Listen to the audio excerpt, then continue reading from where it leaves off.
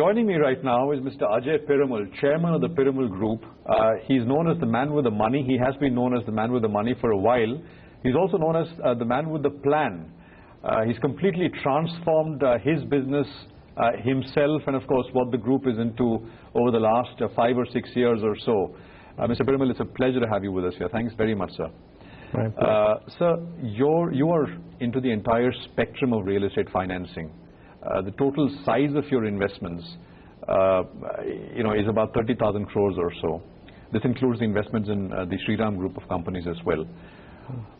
Your thoughts prima facie on what demonetization has done to the sector? I'm talking about real estate. So when I look at the real estate sector, I think we have to go a little more into detail about it. We as a company have, for instance, been only lending to the A-class developers in 5 or 6 major cities. And when we look at about 300 projects that we have lent to, when we look at the details of those projects, we find that the sales are about 75% of what they would have been in a normal case. So therefore, it's not as bad as it's been made out to be.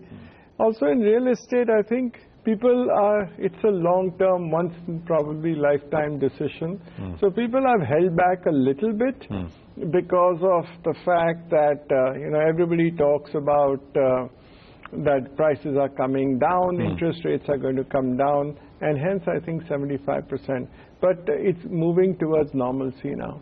On the issue of prices, are we really going to see price correction? You operate in tier 1 markets. But you have a sense overall. So overall, I don't see prices coming down. Actually, more important than the demonetization is the impact that's going to take place because of the RERA. The new act which is there for the real estate, I think that is a more significant change that's taking place in the environment. Has lending slowed down? Not really. Actually, when I see the numbers of the quarter end, our lending has not slowed down. Has not slowed down? No. I mean, so at the end of H1 of financial year 17, you did revenues of about 4,000 crores, right? Little more than 4,000 crores. Yeah. We're on track to kind of, one can extrapolate that to the full year? I mean, those numbers? Yes.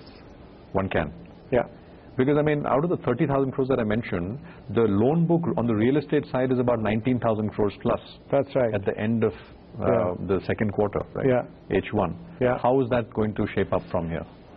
So I think I don't want to give too many forward-looking statements, but I think it's going to be a good growth from here. I see that when I see the sort of numbers which come out for the third quarter and then going on into the fourth quarter. So I think we should have actually good numbers.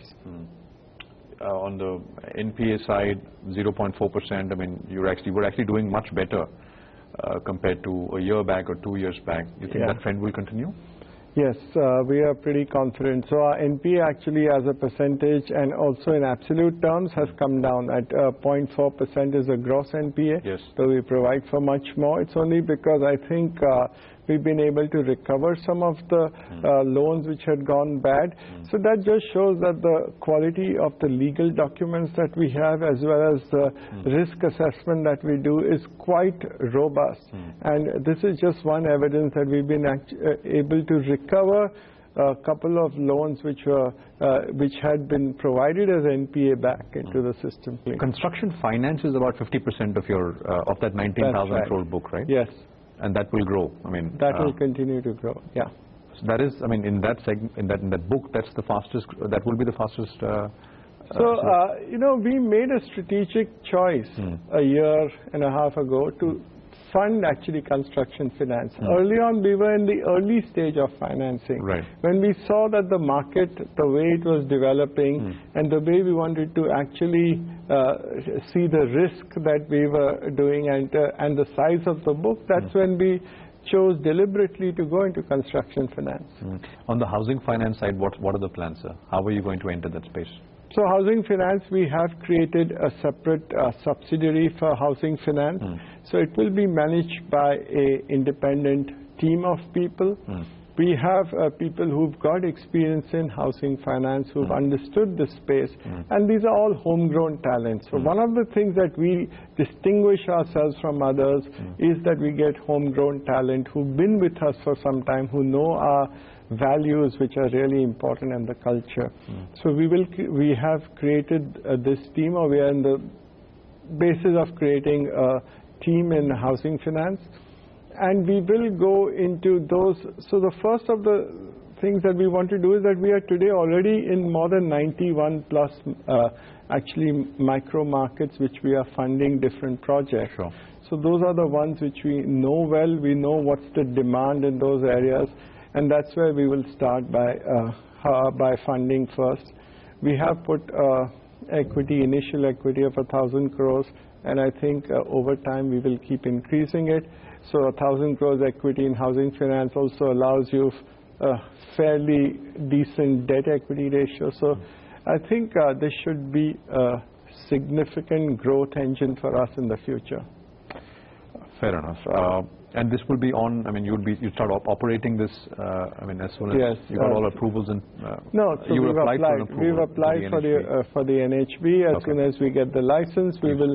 So all the preparatory work is being done. Also, we are going to use a fair amount of technology in it. So you're not going to have as many feet or as many branches as what traditionally it was there.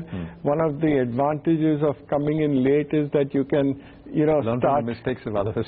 And also with new technology, it's like, Sure. So, coming to your investments in the Shriram Group of companies, you are clearly the single largest shareholder. I mean, directly or indirectly, you own between 15 and 18% in various Shriram Group companies. Shriram Transport, Shriram City Union Finance, Capital. What really is the plan there, sir? I mean, how should one look at this? You have in the past said, well, this is like a portfolio investment for us.